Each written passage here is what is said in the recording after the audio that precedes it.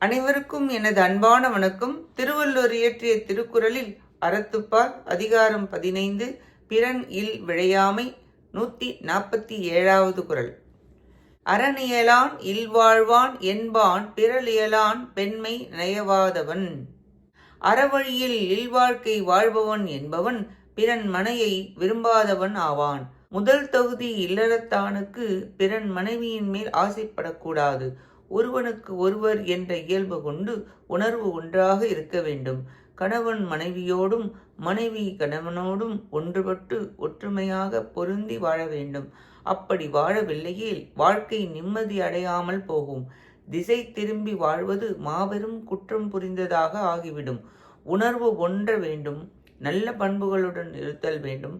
பெண் ஆண் இருவரும் உணர்வு ஒன்று இருந்துவிட்டால் பிறன் மனையை விரும்ப மாட்டான். அடுத்தவனுக்கு உரிமையானவனின் பெண்மையை விரும்பாதவன் அறத்துடன் குடும்பம் நடத்துபவன் என்று கருதப்படுவான். இக்குறளில் அறத்துடன் இல்லறம் நடத்துபவனின் குணம் கூறப்பட்டது. நன்றி, வணக்கம்.